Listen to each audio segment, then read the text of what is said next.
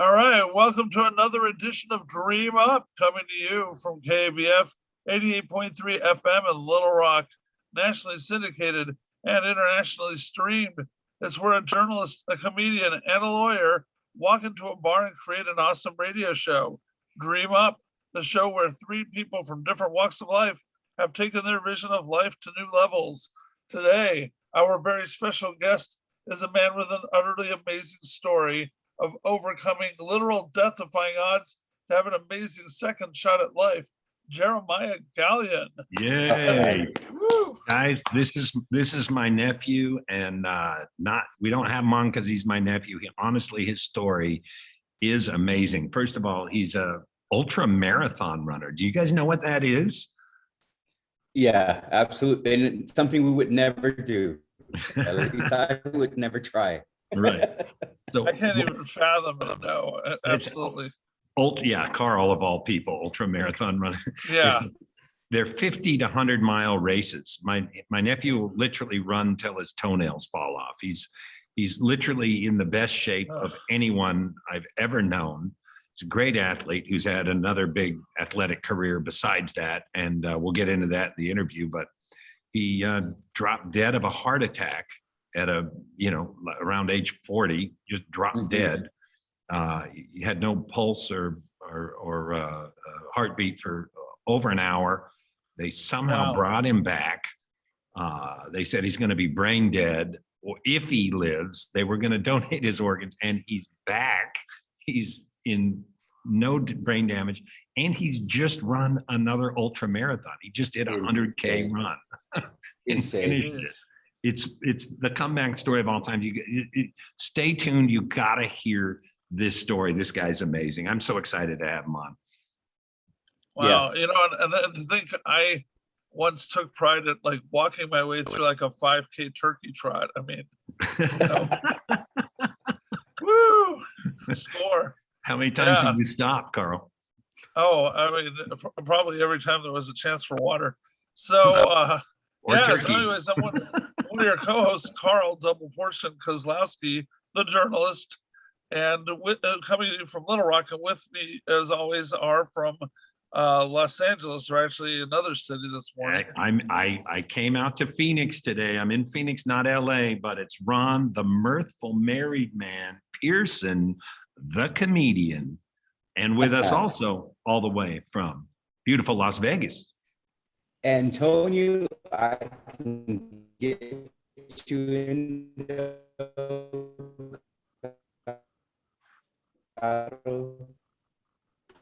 right. And I'm Antonio Fun Size the lawyer. Size. You are pretty short, Antonio. Yes. You are a fun size. It's always amazing that the judge can't even see you over your table, but hey. Do they give you like things to sit on to make sure that you look at least as tall as the people you're trying to get into the country when you're doing immigration law? I asked for that thing from the restaurant. The booster seat. That's great. Yeah. So, guys, what's going on with you guys this week? Well, I'm in Phoenix, guys. I came out for a wedding, and first of all, I just, when you look at weddings, I've been married for 23 years. Antonio, you've been married before. Carl, you're still waiting, but I think it might happen at some point. You never know, buddy. Yeah. I just, the pageantry of it all, it's so much, every wedding is the same, right? And it gets me, right? No, but they are, right? You first mark, the groom standing at the end, and all the groomsmen walk down one at a time, and then the bridesmaids come, and then the bride comes, and I just think, everything's so slow. If you're getting married, you should want to run down that aisle, pick up the bride, slam her down, put your foot on top of her, and go, "She's mine!" Right? It's such a slow walk. And then the brides walk. Have you ever noticed they don't walk normal? They do that step and then half step, Yeah. and then half step. It's like, what is that about? Is it she like going, here I come, I'm all yours? Well, maybe not. I'm Brother, gonna be- what it is that they're trying to milk this day to the fullest they can't, my friend. That's what the bride is trying to do. Like, Definitely. soak it in, man. It's their day of attention, and they want it to last as long as they can. And if that's why they do like 3-4 days in India, man. They're trying to milk it. Yeah, if I spend 34,000, I'm gonna get my money's worth, right? Yep. They also That's don't want funny. to trip on the That's dress. Right. Yeah. Well, you know what's funny is that when you first get married, Antonio, I don't know if you went there. I believe every guy goes through it. I don't know if the girls do because I haven't asked them about it, but I've asked other guys. And as soon as we get married, within the first 30 minutes, might last a tenth of a second, and it might last 5 minutes. But every guy says to himself, "Did I do the right thing? Did I do the right thing?" I mean, just it goes through your head because you do it. And you're, hey, yay, this is great. Did I do the right thing? And then I said to myself that day, I go, I got a good deal. I got a good Did you deal. really? Yeah. So I lived Did you 15. really? I lived 15 years of my life with. I got a good deal, and then 8 years ago, God opened my eyes. God told me, "You did not get a good deal." Oh. I'm like, what? He goes, "You couldn't have done better. I gave you the best, most perfect match for you, and I didn't realize it. Now I'm mad at myself. Do you understand? I Yeah. lived 15 years of I got a good deal when I really got the best thing on the planet. So Uh-huh. now I just hold on to her like nobody's business. I can't even Right. imagine being divorced. Whereas, like, how scary is it to be back out there? Well, you guys know it's so different. And my buddy got married the same week I got married, and he just got divorced. A lot of years later, he's like, "Well, Right. Ron, I got to get back out there." I'm like, Yeah. "Yes, You know- you do." Ron, buddy, I thought you were gonna say, and after all these years, God told me, no, you got a good deal. Yeah. She got the short end of the stick. I got a great deal. She got the short end of the stick. So he said, "You didn't get a good deal. You got the best deal, right?" But now my buddy's out there trying to date again, right? And he goes, "I better get online," Oh man, until I go, poor "Okay, guy. God get bless online." his soul. Hey, God worked bless for me. his soul. It worked for Huh? me. Well, my buddy got online and he got matched right away with his ex-wife. Oh dear Oh. God. No And they kidding. both lied about their age. It's like, wow, do you like pina coladas? Getting caught in the rain? How does that happen? So, but Did anyway, they I'm not- match? huh? They matched? Did they match? They didn't go out, but they matched. No. Yes. You know So- what, Wow. Ron? Guys never talk about this, man. Yeah, I did get that voice telling me, did I do the right thing? Like Uh-huh. throughout, not just afterwards, but throughout the whole thing, you're thinking to yourself, "Oh man, am I doing the right thing?" Well, That's interesting. Well, if it's through the whole thing, you got a real problem. If it just clicks in your head, I'm just talking about a click in your head. You're like, no, did I do the right thing? 'Cause I believe once you're married, it is the right thing. It all of a sudden becomes it. And you need to sell out 100%. And it takes both people to sell out 100%, but you need to, and it makes life a lot easier when you're not half in, half out. That just What year did you get married in, Ron? What year was it? You mean what century? Yeah. Last century, right? You're 1998. 1998. Yeah. Yeah. You know what? I'm younger than you, but not by much, man. But Yeah. man, it's just the dating scene now is just so different, Ron. I don't know if the young people know how to be in a long committed relationship, my friend. It's just so different. We can get into this conversation one day, but I feel for your friend. He is entering a world that he just could even phantom is out there. I'm sure Carl knows because he's in the dating scene. Yeah. It's just an Yeah. insane. Here's the problem in your logic, Antonio. You What? said the young people coming up just don't know how to date. Well, maybe that's the problem. Maybe you're just trying to date young people. Maybe you try someone your own age. Jeez. Maybe that's the problem. Maybe they're sitting there going, yeah, this old guy, I don't know. That's funny. Yeah, like try to look beyond the model of the month club, and then you'll last more than a month.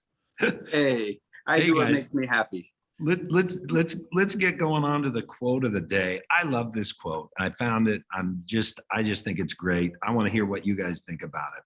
Here's the quote. You ready? You're Yeah. never going to guess who it's from, but it's from a famous person. The quote is, "Stay afraid, but do it anyway. What's important is the action. You don't have to wait to be confident. Just do it, and eventually the confidence will follow." Jeffrey Dahmer. It sounds like what you were saying about marriage, but Right? Stay afraid. Yeah, think about Do it marriage. anyway. I'm gonna read the whole quote over. Just think about marriage the whole time. sure. Stay afraid, but do it anyway.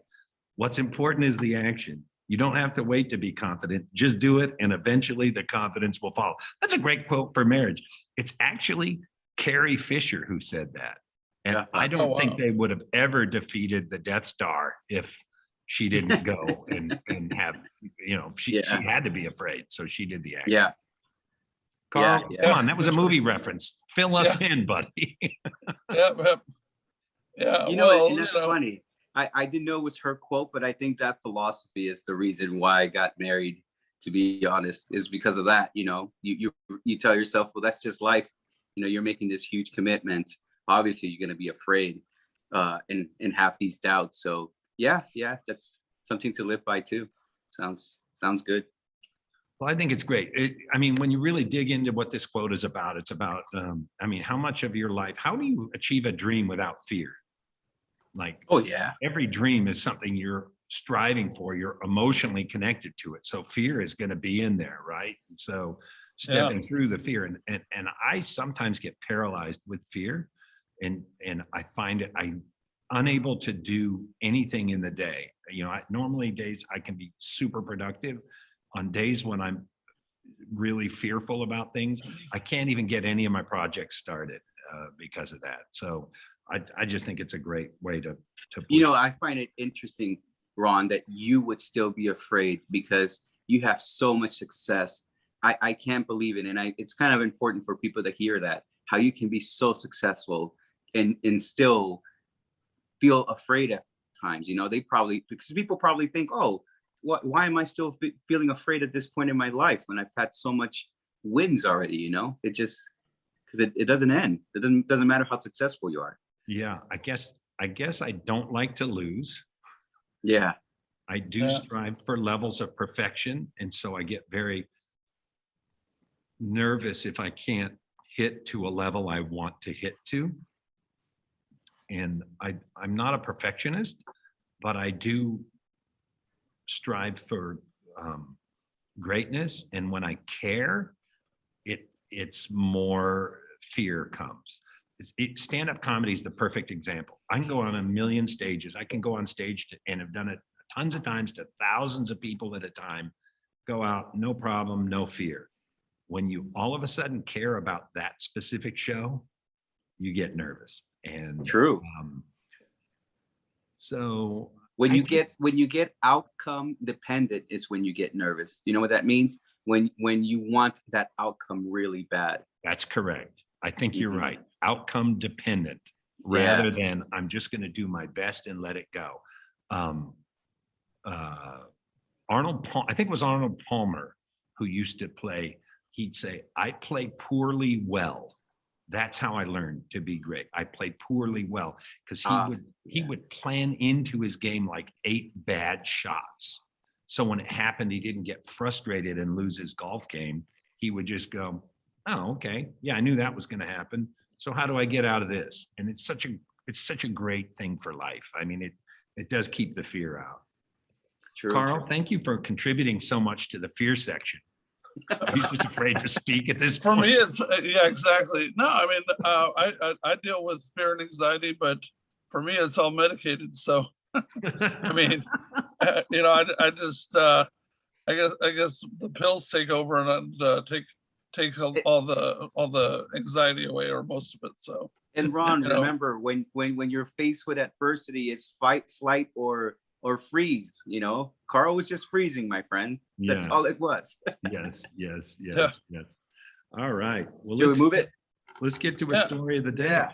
All right. So every week we like to take a look at the stories from the week's news that show stories of dreams fulfilled, or at least trying and failing. And so, and now the news. So first off, we want to meet a guy named Merlin Batchelor, of all things. He's in the British village of Norwich, and he's bought a most unusual vehicle to use as a taxi around town.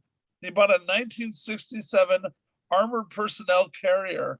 It cost him £20,000 plus the cost of refurbishment. And he's offering it for use in proms, weddings, events, and unique city tours. Amazingly, this is legal. What say you guys? You know what? You have to be single to buy a purchase like that. Only a single man could get allowed with buying something like that. He's not. He's married. He's married with kids. Yeah.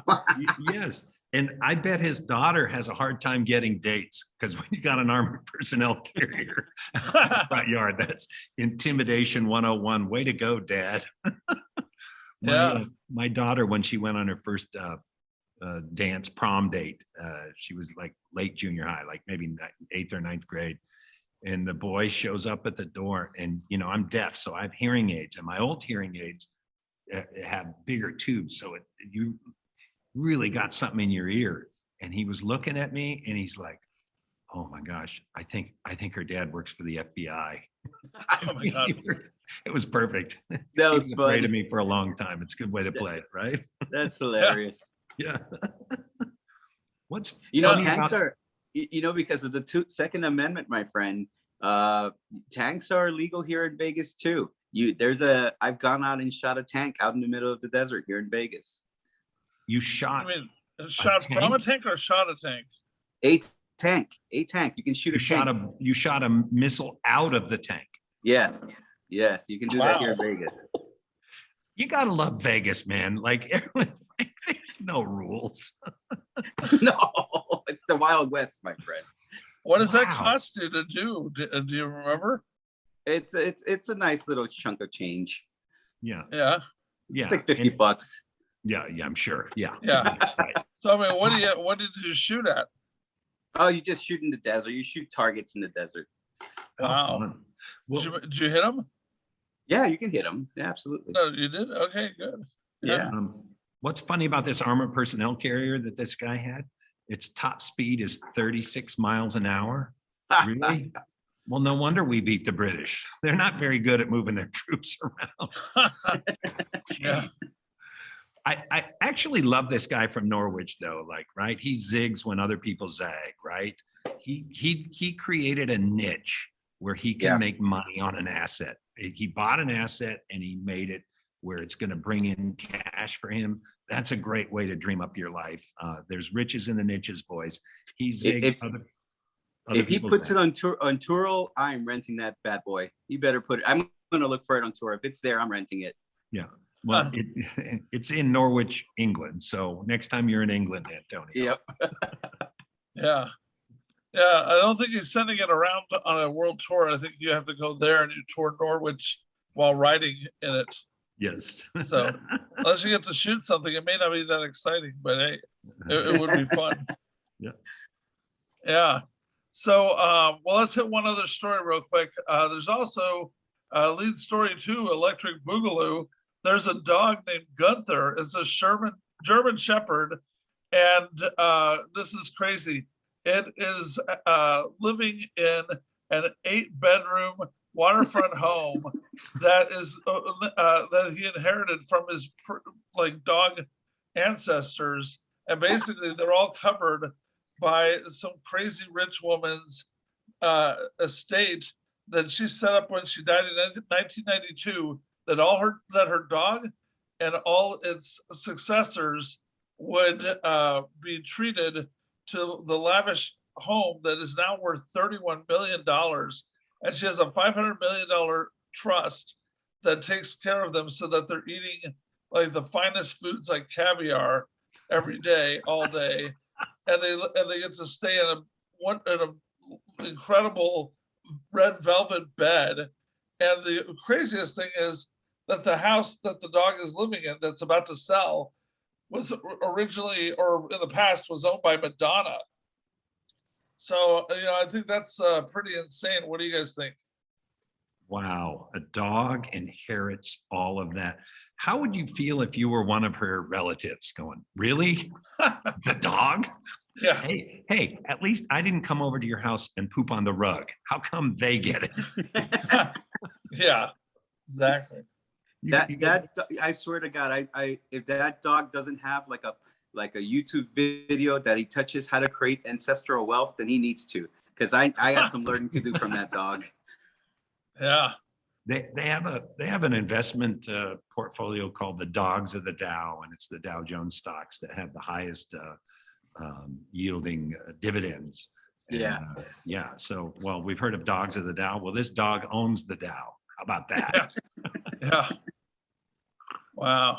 I mean, it's just crazy. I mean, that basically it's the dog and its caretakers living in this house. And can you imagine, like, your entire job is just, feeding this dog caviar all day and making sure that it doesn't destroy everything with its poop. But they say it just goes through training like every day through a high-end trainer. And so this dog apparently probably could do a lot of tricks also. But Oh, can you really? Yeah. Well, they're saying that it has You can sign official... a check. How about that? Oh yeah. Yeah, it has obedience training every day. So I mean, I guess that's the downside. You have to go through that, but still, I mean, to get that kind of treatment for that is pretty amazing. Unbelievable. Well, the dog is dreamed up better than we have, unfortunately. Yes. Hey, can we get him on the show? Yeah. There you go. All right. Well, hey, speaking of getting people on the show, we should probably jump to our week's guest. I'm so excited. Ron, why don't you take it away here? Coming to the show is... Oh, wait. Hang on. Yeah, no problem. Sorry, we need to get him in the room. Sorry. Yeah, no problem. Okay. 1 second. Come on. Where is he? Up there.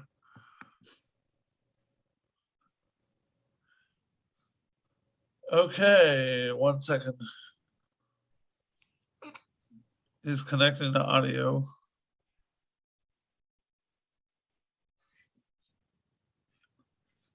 Hopefully he knows video too.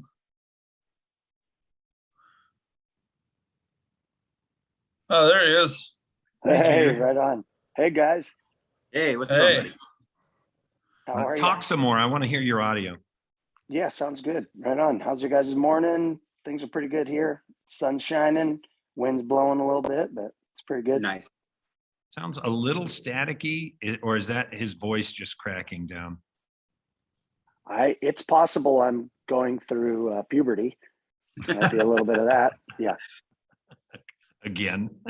Yeah, again. Yeah. Sounds good though. Boy, Yeah, you're fine.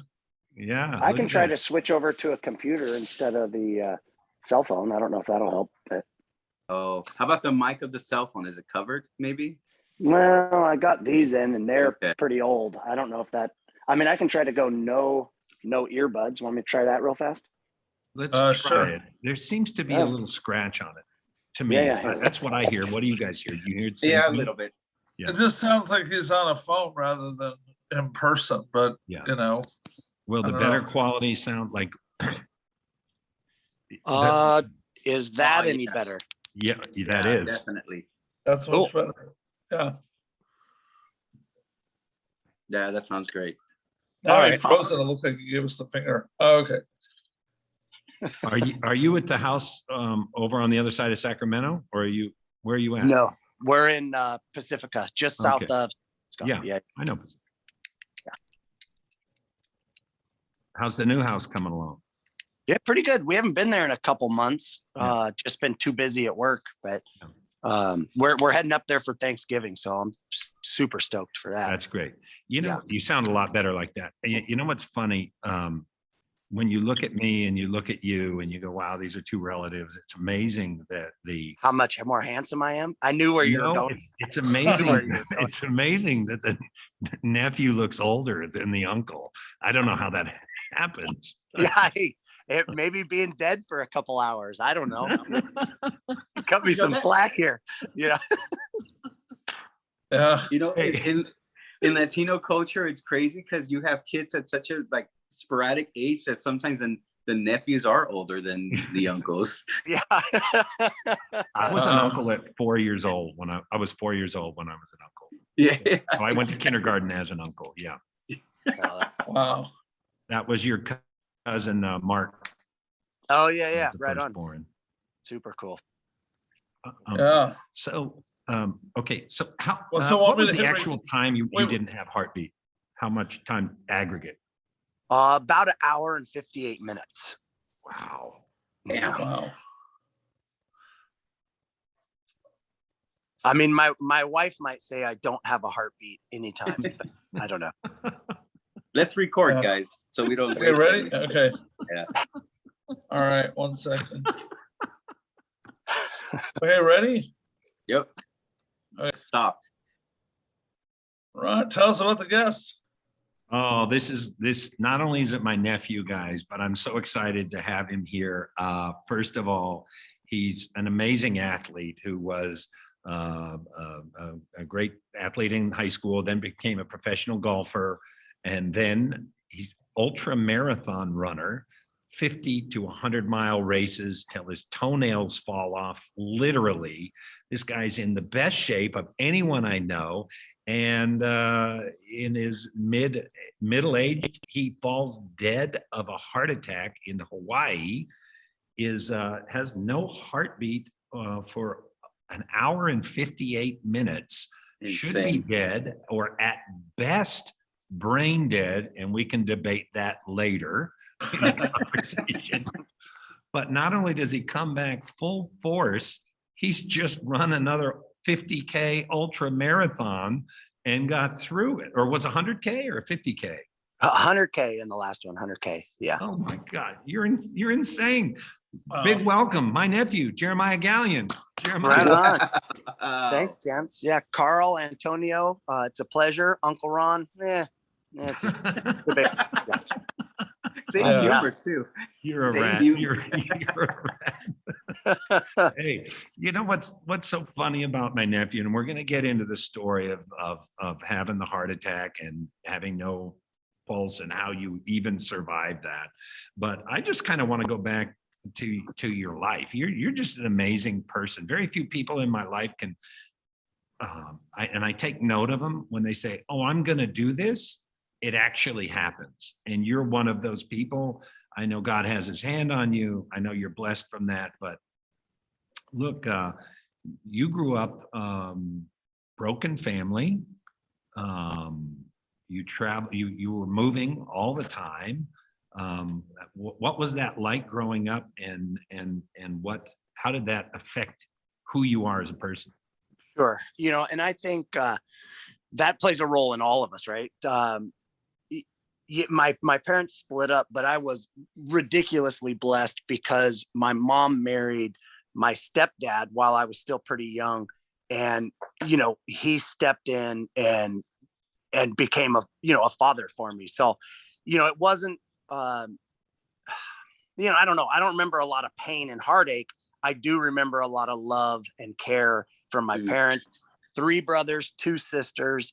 And I always had a desire. You talk about, wanting to, achieve things and have success, in athletics or whatever. But it was a strong desire to try to impress my siblings, to want to make them proud of me, want to make my parents proud of me. And, when you're the youngest, Come on now. Yeah. There you go. Yeah. You're heavily influenced by your siblings.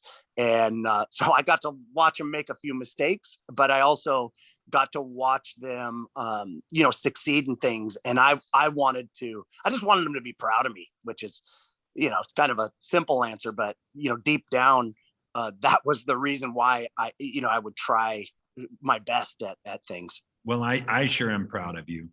Do you think you guys moved a lot. Do you think moving to the different places affected you in any way? Yeah, I think in athletics, if you're the new guy, but you're able to, keep up with the other kids and whatever you're doing, or maybe even try to excel, it's so much easier to fit in, right? You're less likely to be a target. So some of that was survival, right? You move, you do 6 months here, 6 months there, and you're always the new kid. So it's like, all right, how can I fit in? You develop certain personality traits to be able to, just to try to survive as a kid. And athletics was one of those things for me. What's it? You think that it's a natural ability and you just were able to develop it, or it's really something that just drives you? Yeah, great question. I think it's more so that I would probably just try harder. I would put in more work. I wouldn't say I'm that athletically inclined more so than the next guy. I mean, I work That's so not true. Well, you so are. I work at a surf shop, so I wasn't that good, right? So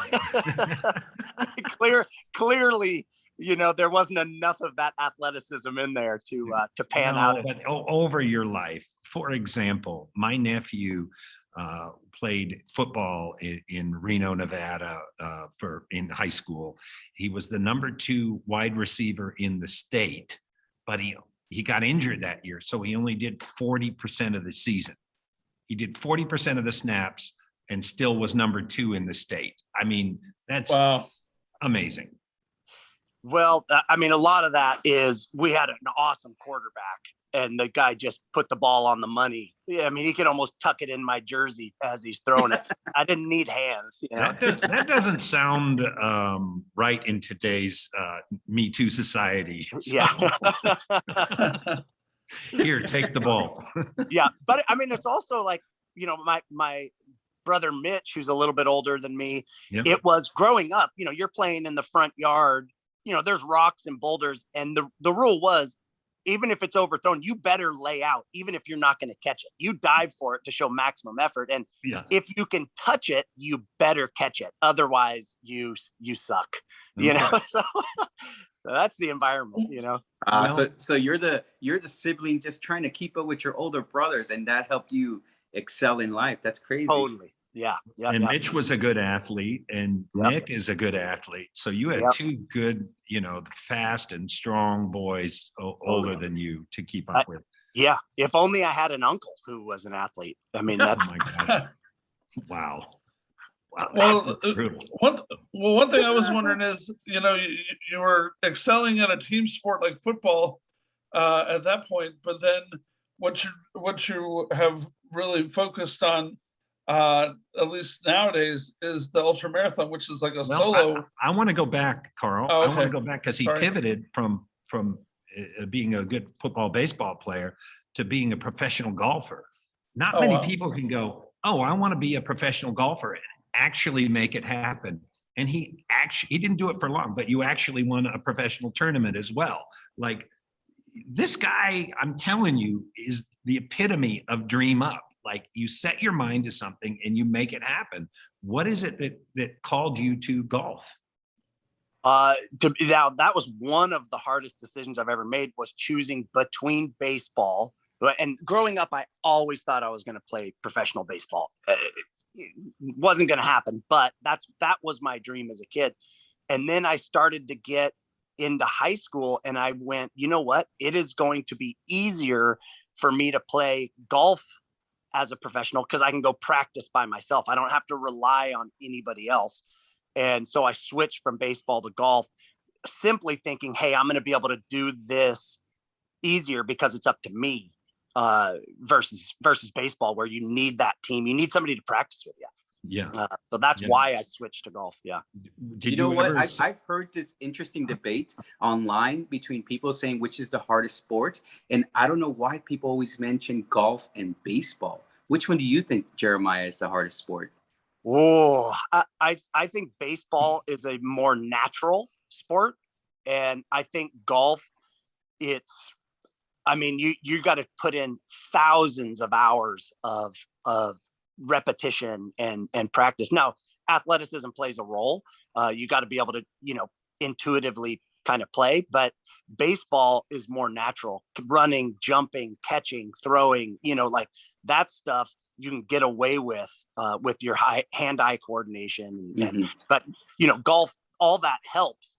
But I mean, watch a professional golf tournament. How many of those guys look like athletes? I mean, they are athletes, but you look at them and you're like, this dude, where did he come from? Yeah, Antonio, it'd be a good sport for you. You can have a pot belly and still be a superstar.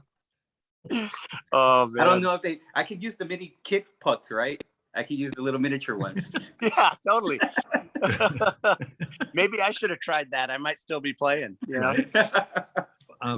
Well, cornhole's now a big sport on ESPN, so I think our country's going downhill. Yeah. And I do like cornhole, by the way. No, totally. Yeah. But so we had a quote earlier in the day about fear, stay afraid, but do it anyway. What is important is the action. You just don't wait to be confident. You just do it, and eventually confidence will follow. How often, because golf is such a mental game, how often did fear get in your head when you were playing for a real tournament, for things that happened? Yeah. Because unless you put yourself in certain situations to try to win regularly, it's really hard to get comfortable with that. Because you're sitting over a putt or something and you've got a chance to win. It's your first time. It can be pretty nerve-wracking. I mean, I've gone to just tee up my ball and had a hard time teeing it up because I was nervous, in a big event, or there's spectators or whatever. So once you get used to it, it makes it easier, right? It's just for you guys, I don't know how the first episode you recorded first ever on time on the radio or on TV or something, you feel a bit of nerves, but once you get used to it, it's just not that big a deal. Right. But confidence plays a major role. If you're confident that you can compete and you have that where, hey, I can do it. I can do this. I'm gonna work hard, and you feel like you want the competition. Right. You're ready for it. Then you kind of embrace that fear, and it gets you excited. It doesn't make you not want to do it. It makes you want to be in that environment. Okay, so you are a competitive person. You're probably the most competitive person I know. If you tell my nephew he can't do something, then he's going to say, well, yeah, I can. For example, You can't you give me kept getting injured, so you $10,000. stopped golf, but you started your surf shop, but you were working, and your place you were working at had a Biggest Loser competition. Yet you're totally got 0.0% body fat ultra marathon runner. And you said to the lady behind the counter, what's the deal with the ultra marathon? I'm not the ultra. What's the deal with the Biggest Loser competition? She said, well, don't worry about it. You're not going to win. So why do you care? And what happened from there? I wasn't even planning on signing up. I had no desire to do it because it didn't make any sense. I weighed 165 pounds, like there was no reason for me to do it. And so I was just curious, like, hey, what's going on with because I heard people talking about it. And she immediately basically talked trash and said, well, it's the biggest, whoever loses the most weight or the most percentage of body weight is going to win. And, we have this amount of money to get in, and whoever wins gets that money. But she said, I mean, you can do it, but you're not going to win. And at no point did I mention even doing it. I had no desire to. And as soon as she said that, I said, here's my money. I'm in. Yeah. So I needless to say, guaranteed there's still other employees that are not happy. And this, if you guys want, I can go through that story. It did not end well for the resort that I worked at. So Yeah. real quickly, when you're only 165 pounds, you got no body fat because you're running all the time. How do you go about winning that? What'd you do? Oh, so it was a 2-month long competition. And I basically had 2 weeks before the competition started. So if I could see it, I would eat it. Right. I was just Carl, are you paying attention? Yes, that sounds fantastic. If I, for 2 weeks, I ate, I didn't desire to eat anything. I felt sick for 2 weeks because I ate so much. I mean, it was disgusting. But so I How put much on weight did you put on? a few pounds, nothing. In 2 weeks? Yeah. And so the competition starts. We have 2 months to do it. And my plan was, I'm going to run a ton. I'm going to run every day. Well, about 4 days in, I pull my calf. And so I'm like, so I can't run, calf strain. And so I had to do it all by diet, which is not my cup of tea. Carl, it's not Carl's either. And No. During this competition, there's other people in it who, to be honest, it was a healthy lifestyle decision for them to try to get healthier and lose some weight. And so, but the whole time they're talking trash, and every time they see me, they would, do these jabs like, you don't have a chance to win. Like, there's no way. Why are you doing this? And it just was firing me up. Yeah. So to fast forward to the last week, we had weigh-in on a Sunday. On Monday, I ate, 250 calories. On Tuesday, I had 150 calories. I didn't eat Wednesday, didn't eat Thursday, didn't eat Friday, didn't eat Saturday. And now I had a multivitamin for those days. So that's like 20 calories. So I guess I did have something. And I didn't drink water Thursday, Friday, or Saturday. And it was real dumb. My family's still mad at me. But you can die doing that. You can die doing that. Oh yeah, 100%. It wasn't the smart. Well, I mean, I know you like to die. We'll get into that story later. Yeah, we'll get. Yeah, exactly. So in the 2 months, I lost 39.5 pounds, and just not just one, but destroyed everybody. And the general man. So I won $500, and you did all that for $500. I know. Well, it wasn't. It could have been for $2, and I would have done it because everybody was so confident that they were going to beat me. Yeah. And so, the general manager of the resort said, "Hey, here's your money.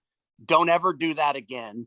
And by the way, we're extending the competition to everybody else. You're kicked out. And the resort now is going to pay $500 to whoever wins over the next month." And which was fine by me. I needed to eat, and drink water. Yeah. So what was your final weight at that point? Yeah, I think I'm about 130 pounds, something like. Ow. Yeah. And he's 6'4". Yeah, that's right. No, he's not. My God. Did they wheel you in a wheelchair to pick up your $500? I tell you, I could walk about 20 steps, and then I had to, grab onto a wall because I was just so wobbly. And yeah, so it was a bad decision from the resort because I couldn't do any work really. All my shifts were not very productive. Even in my family, we were seeing his posts online, and my wife and I were discussing it. We were very nervous. We just thought he wasn't doing the smartest thing on the planet. But he's very competitive. So, but now let's fast forward. So now you're out of that. You're ultra marathon running. You own a surf shop in Pacifica, California. You've got a beautiful wife. You've got 2 great kids, and you take them over to Hawaii. And what happens there? Yeah. So my wife, it was summertime. It was August, 2 years ago, August. So not too long ago. My wife is actually in Pacifica working the surf shop because it's summertime. It's busy. I'm over in Hawaii with the kids. My wife took them over to see her folks. and, get a little bit of vacation. We swap. She comes back, I go over, and, we're surfing, hanging out, going to the beach. It was, awesome. I surfed an hour and a half, August 9th in the morning, had a great time, came home, hanging out with the kids. And all of a sudden, my father-in-law walks past the bathroom and sees me laying on the floor. And I had told him a few, earlier that morning that I wasn't feeling very good. And so he's like, hey, I got the kids. No worries. We'll watch the kids. Well, you just rest. And so he thought I was laying on the bathroom floor tile because I felt nauseous and wasn't doing good. So he walks past the bathroom door, stops and goes, okay, he wasn't laying right. That looks weird. He takes a couple steps back, peeks in the door, and says my name, and I didn't respond. And he walks in, slaps my cheek, and my head just kind of slumps over to the side. And I didn't have a pulse and I wasn't breathing. Wow. So he yells to my mother-in-law, Robin, call 911. He doesn't even know CPR. He's seen it on TV, and he starts chest compressions. He did it for 8 minutes until emergency services got there. They pulled me out of the bathroom and did another 20 minutes of compressions, defibrillating, giving me different things, trying to stimulate and get a heartbeat back. And so after 28 minutes, they got, my father-in-law heard them yell, "We have a blood pressure," and I had a pulse back. So they popped me in the ambulance, rushed me to the hospital. My father-in-law, kind of follows him there, and he's in the emergency room talking to the emergency room doctor, and the doctor says, "Hey, things aren't looking good." And while they're chatting, my father-in-law looks over at the hospital bed I'm on, and I'm there almost kind of convulsing, and he points and says, "Is that normal?" The doctor looks and screams for the nurses. Nurses come running in, jump on the bed, start compressions again. I was having another heart attack. A second heart attack. Yeah. That was the widowmaker artery, correct? It was. Yeah. The left anterior descending is what caused it. And I'll go back to that a little bit later. And we'll talk about, what may have caused it. But at that point, in the hospital, they worked on me for another 30 minutes and they got a pulse back again. Now, after just those 2 episodes, it was looking horrible. The doctors didn't think I was going to make it. They also didn't know how long I was laying on the bathroom floor without a pulse, not breathing. So my kids who saw them doing compressions on me, my mother-in-law put him in the car outside, but the window was kind of down, and she, my kids heard my mother-in-law scream, "He's purple," like just super traumatic, and I might get emotional just thinking about what my loved ones had to go through, because people you care about, you don't want them to have to go through tough stuff, and my father-in-law, when he saw me have the second heart attack, he thought I didn't do enough to save my son-in-law. He's going to die because I didn't do CPR right. He's going to die. The father of my grandkids, the husband of my daughter, is not going to make it because of me, and which is just how gnarly is that that he put that and thought it was his fault. And it's just heavy stuff. So and also, yeah, go ahead, Ron.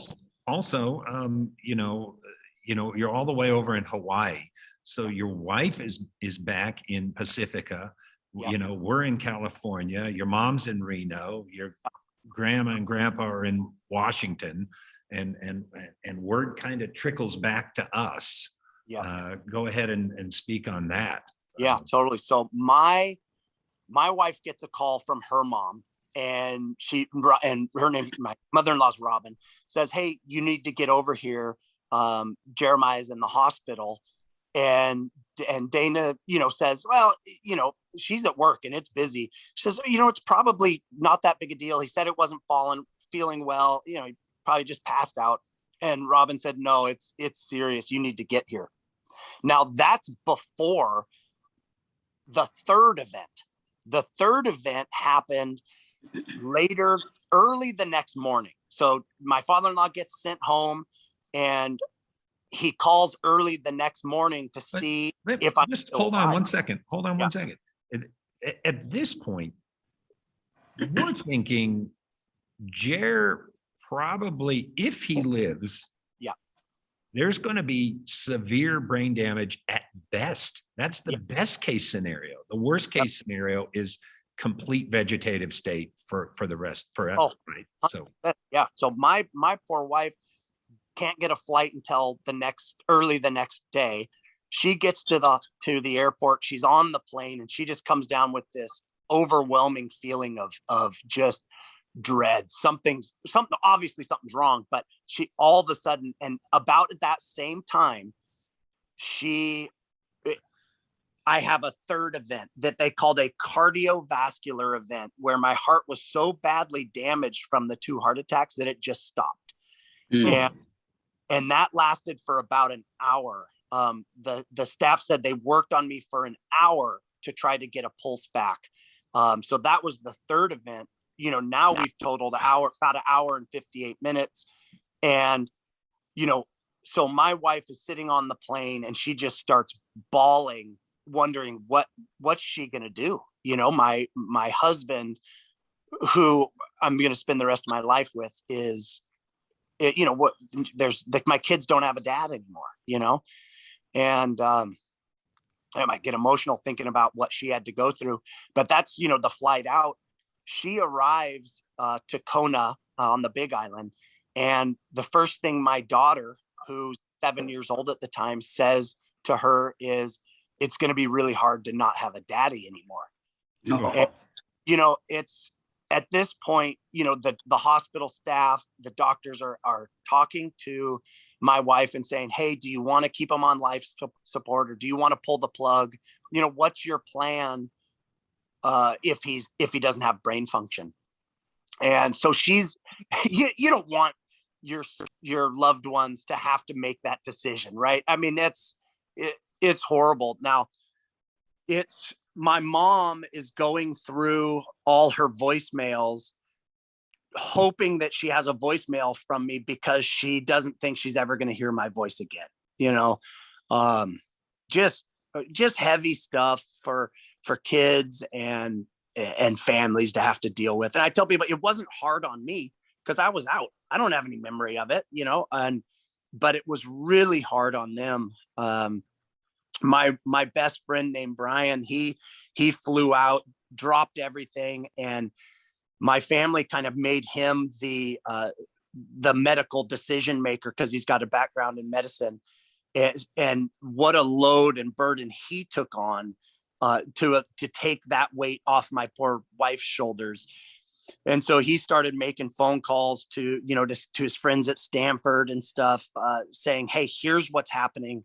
What should we be asking and telling the doctors here at this community hospital? What should our next step be? thank the Lord for Brian. 100%. And Yeah. you're at a community hospital on the Big Island, which it's really not really equipped for very much at all. It's there's no cath lab. They can't do any of the stuff. Yes. And so they call Oahu. They call a hospital over, on the main island that are, bigger, more facilities and can do stuff. And Oahu said, we don't want him. From what he's been through, why don't send him to us? You need to pull him out of the induced coma and see if he has brain function. And so, we don't even think you're going to have a brain function at this point. Yeah. And at this point, if from that long without oxygen to your brain, it's nearly impossible to have brain function. It's almost like Carl. It's almost like Carl. Yeah. Sad to admit, yes. Hey, Jeremiah, I have a question. Sure, and then man. this might save people's lives. When you say you didn't feel well, what exactly do you mean by that? Dude, I lost memory of the entire week prior. So I don't know what I felt like, which is a bummer, because I wish I did, to be able to spread the word and say, hey, watch out for this, Yeah.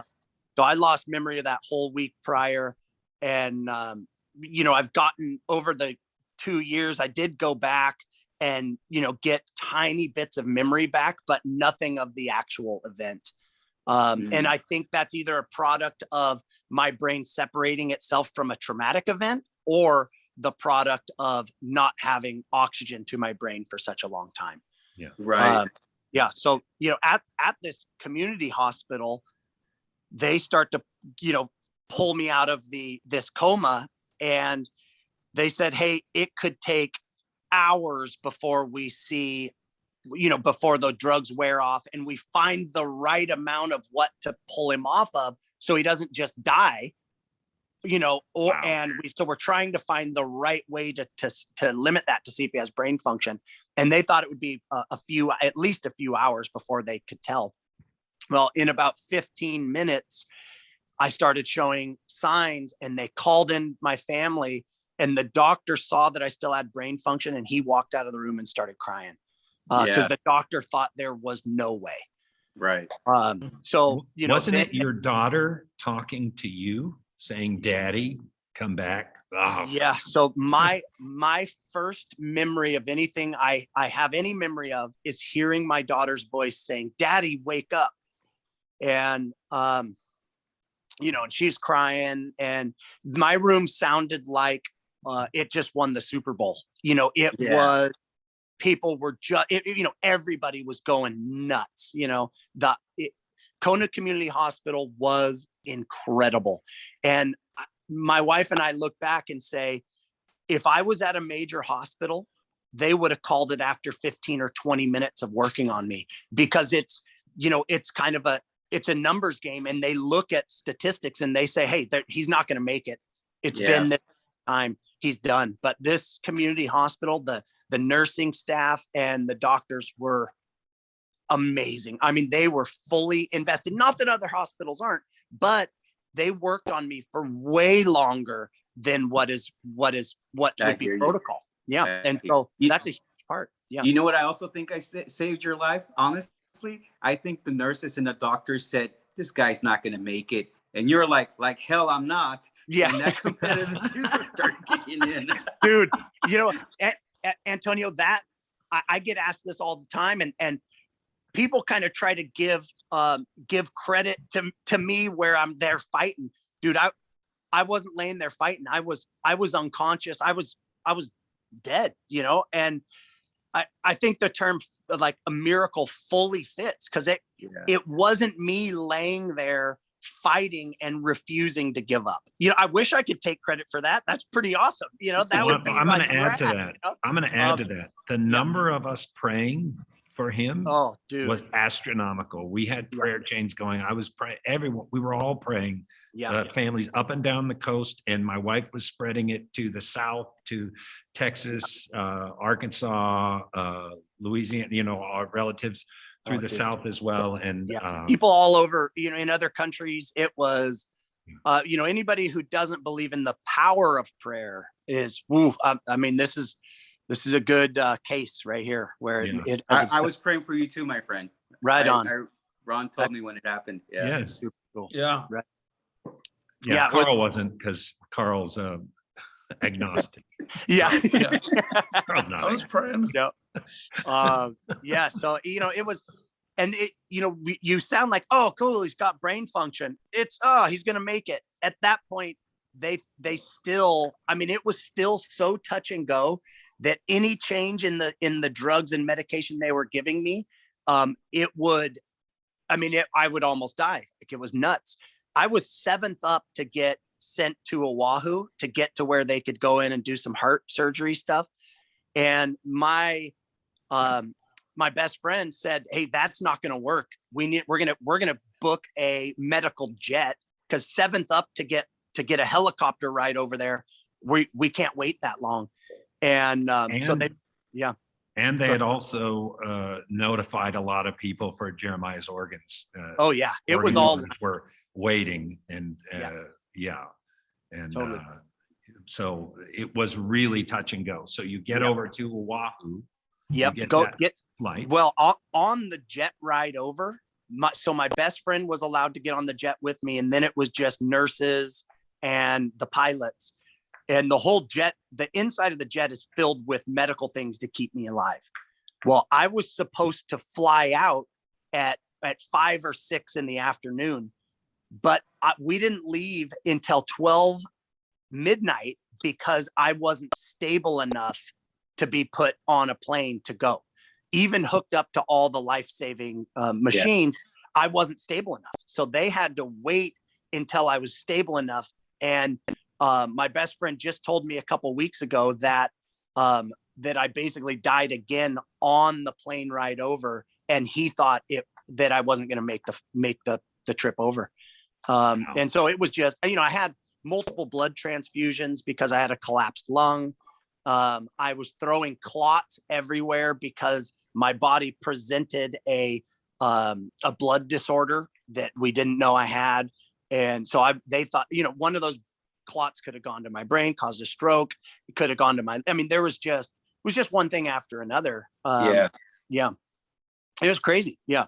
But so we got you to Oahu and yep. and you started coming out. When my family, we flew over. The first time I saw him in the bed, he's got, you know, the tube down his trachea. Yeah. So he's on the breathing for him. I'm praying over him. And boy, just day to day, you just kept coming out. And it's like, we've got him and he's here. And so you were conscious sometimes with that down there. But then they finally got it out by the time I left. And, you know, I've been we're all praying over him and hanging around the hospital room. And then it's really hot in Hawaii. And my first time in there where he's really conscious where he can actually speak, you motioned me to you. You don't speak well because you've had that thing down your throat for weeks or a week probably. Come here. And I said, yes, Jer, yes. And it's so hot. My glasses are in my shirt and I have my shirt way unbuttoned down. He goes, what's going on here? And he points to my chest hair. He goes, not good. Not good. So the first words to me are a slam, which is what nephews do to their uncles. Yeah. Oh man. Yeah. You little rat. So I stopped praying at that point. Yeah. I mean, I don't blame you.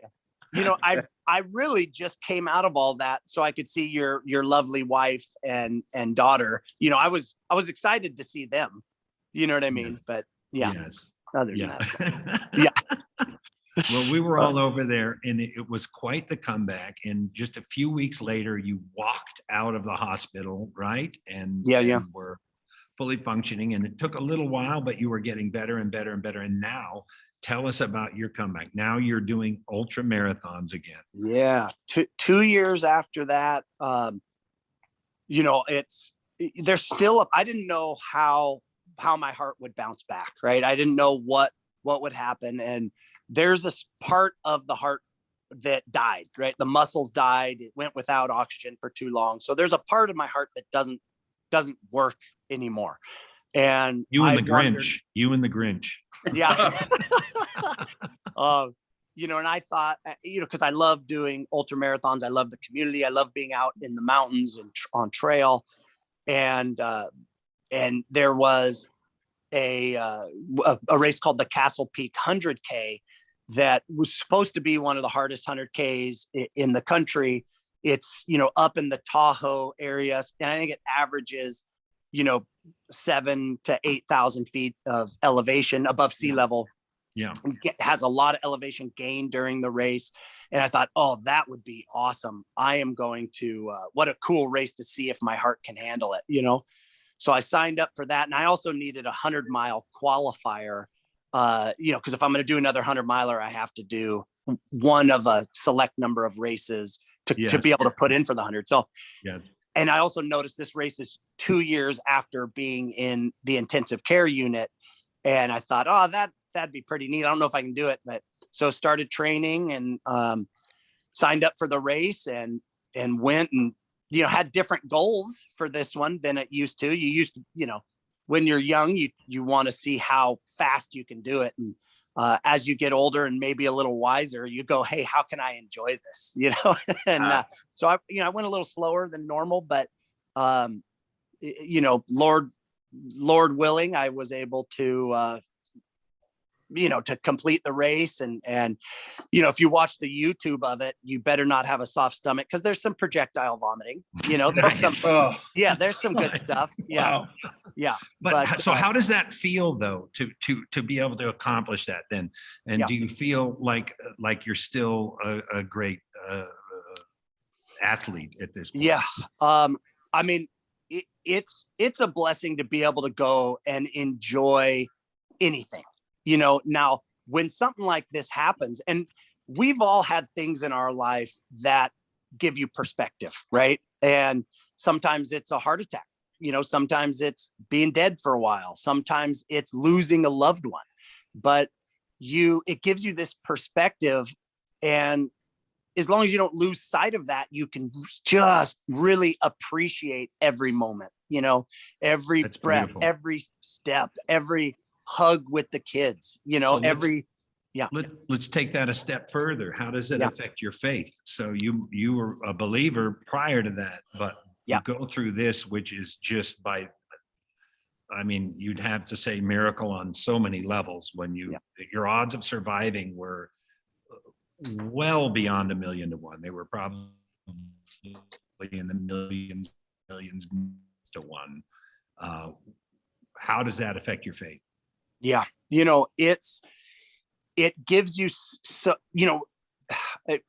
as a Christian guy myself, it's one of those things where on a daily, on an hourly basis, at all times, I should be feeling this amazing gratitude towards God. But it's easy to get busy with life. It's easy to get busy with family and everything. And it's hard to keep that, in perspective at all times. Yeah. But then you have something like this happen, and it makes you just realize it more often, where you're like, wow, just the air that I get to breathe is, I can be grateful for, just being able to look outside, walk outside. Obviously I like being outside and in the mountains and in the creation here. And it brings everything into perspective, all the little stuff. And we know what in the political environment we're in now, it's easy to get caught up and angry and frustrated and not have the compassion towards others who may have a different view than us. But you start putting it all into perspective, and you go, wow, you know what? Different perspectives are kind of cool. Let's have a conversation. Different perspectives are okay.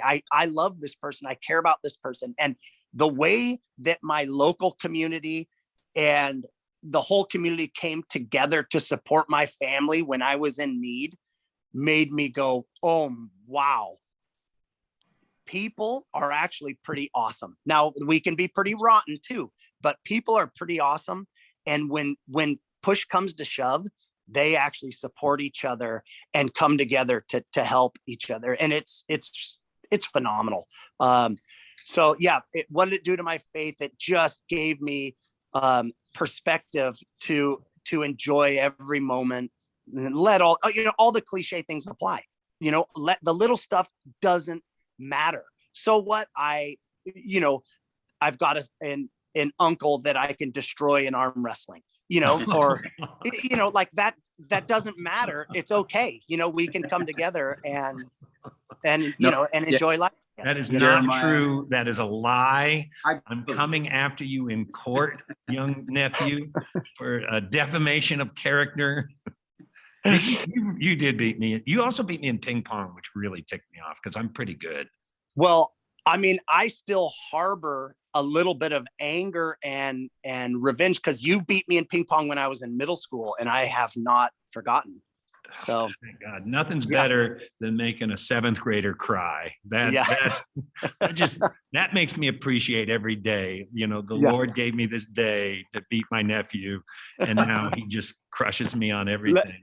Let's just say, those days are behind you. Yeah. Well, we're so glad you came on our show. We're so glad you're alive. I'm so glad you're my nephew. I give thanks.